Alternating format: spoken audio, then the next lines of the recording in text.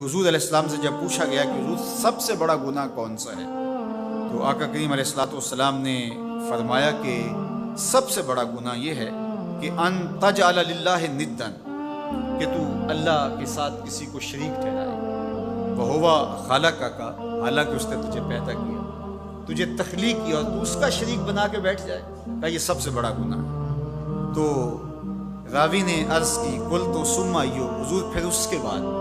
تو آقا کریم نے فرمایا ثم ان تقتل ولدک خشیۃ ان یطعم معک، تو بچے کو اس لیے قتل کر دے کہ یہ کس طرح میں اس کو پال سکوں، بچے کو ضائع کر دینا، اس کو قتل کر دینا۔ اللہ فرماتا ہے نحن نرزقکم وایاہم، ہم تمہیں بھی رزق دیتے ہیں ان کو بھی دیتے ہیں۔ تیسری بات حضور نے فرمایا ان تزانی بحلیلۃ جارک، آپ ہمسائے کی بیوی کے ساتھ بدکاری کریں، تو یہ بڑے گناہوں میں سے۔ ہمسایہ ماں جائے کی طرح ہوتا ہے، اس کی دیوار سانجھی ہوتی ہے، اس کی عزت سانجھی ہوتی ہے، اور اگر کوئی شخص طاق میں رہے اور ہمسایوں کے گھر گھس کے ان کی آبرو ریزی کر دے، تو یہ تین بڑے گناہ جو ہیں ان میں سے ایک بڑا گناہ اللہ کے محبوب علیہ السلام نے ارشاد فرمایا۔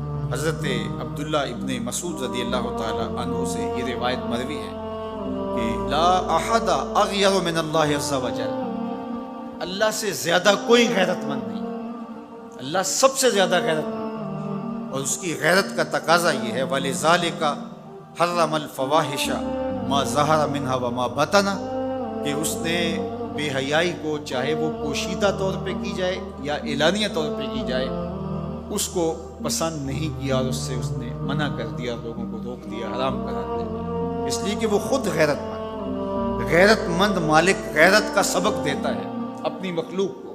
اللہ تعالیٰ قرآن مجید میں ارشاد فرمایا وَلَا تَقْرَبُوا الْفَوَاحِشَ مَا ظَهَرَ مِنْهَا وَمَا بَطَنَ، فحش کام کے قریب نہ جانا، وہ اعلانیہ طور پہ کرو یا وہ مخفی طور پہ کرو۔ تو مفسرین نے لکھا کہ جو بدکاری ہے وہ مخفی فحش ہے، اور شراب نوشی یہ اعلانیہ فحش ہے۔ شراب نوش جو ہے وہ چھپ نہیں سکتا، بدکار بعض اوقات ایک مدت کے لیے چھپ جاتا ہے، لیکن یہ بات ذہن میں رکھیے کہ جو بدکار ہے وہ دنیا کے اوپر رسوا ضرور ہوتا ہے، اس کے چہرے کا نور چھین لیا جاتا ہے، اور اس کے اوپر مصیبتیں مسلط کر دی جاتی ہیں، اور اللہ کے قہر و غضب کا شکار ہوتا ہے، اس کی دعائیں قبول نہیں ہوتی، نیک لوگوں کی دعاؤں سے اس کا حصہ نکال لیا جاتا ہے، لیکن بہرحال ایک مدت کے لیے چھپ جاتا ہے۔ لیکن شرابی اپنے جرم کو نہیں چھپا پاتا، تو کہا کہ جو مخفی جرم ہے وہ بدکاری ہے،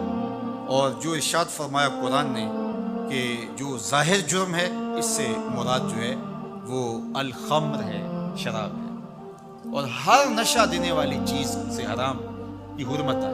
کل مسکر خمر وکل خمر حرام، فرمایا ہر نشہ آور چیز شراب ہے، اور ہر شراب حرام قرار دے دی گئی۔ اب یہاں بھی لوگ دلیلیں لے کے بیٹھ جاتے ہیں، میاں وہ بھی ایک مشروب ہے، اس سے کیا فرق پڑتا ہے؟ میاں جب رب نے کہہ دیا تو بات ختم ہو گئی۔ ایک یہودی کے پاس ایک مسلمان مہمان ٹھہرا تو اس نے انگور پیش کیا، تو اس نے بڑے شوق سے لیے، تو تھوڑی دیر کے بعد وہ شراب لے آیا۔ اس نے کہا استغفر اللہ، میں مسلمان ہوں، میں شراب نہیں لیتا۔ تو اس نے ہنس کے کہا یہ جو انگور آپ نے کھائے ہیں شراب اسی سے کشید ہوتی ہے۔ تو اس مسلمان نے کہا کہ آپ کی اہلیہ کدھر ہے؟ تو وہ اپنی اہلیہ کو بلا لایا، تو کہا آپ کی کوئی اولاد بھی ہے؟ کہا ہاں میری بیٹی ہے، اس کو بھی بلا لاؤ۔ تو اس کو بھی بلا لایا۔ جب دونوں آ کھڑی ہوئی تو کہا کہ یہ حلال ہے تیرے لیے اور یہ بیٹی اسی کی ہے، اور یہ حلال نہیں۔ تو جب اس یہودی نے یہ بات سنی فقال اشہد ان لا الہ الا اللہ وحدہ لا شریک لہ واشہد ان محمدا عبدہ۔ اتنی خوبصورت دلیل، اتنی خوبصورت دلیل۔ کہا انگور سے شراب نکلی ہے تو شراب حرام کیوں، انگور حلال کیوں؟ تو کہا مجھے یہ بتاؤ کہ تمہاری بیوی تمہارے لیے حلال ہے، تمہاری بیٹی تمہارے لیے حرام کیوں؟ کہا بات سمجھ میں آ۔ تو میرے رب نے، بعض کا تو اس کی حکمتیں ہمارے علم میں نہیں ہوتی، اور حکمت نہ جاننے کی وجہ سے ہم کہتے ہیں کہ یار یہ بات سمجھ میں نہیں آتی۔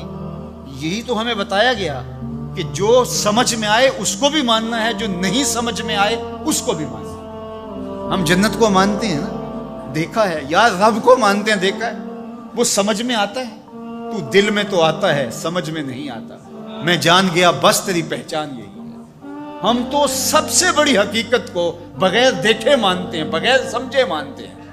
ادراک فہم کی حدود سے ورا ہے. چینل پہ آنے والے تمام نئے ساتھیوں سے گزارش ہے کہ اس ویڈیو کو لائک کریں, سبسکرائب کریں اور بغل میں دیے ہوئے بیل آئیکن کو ضرور دبائیں تاکہ مزید ویڈیو کو نوٹیفیکیشن مل سکے.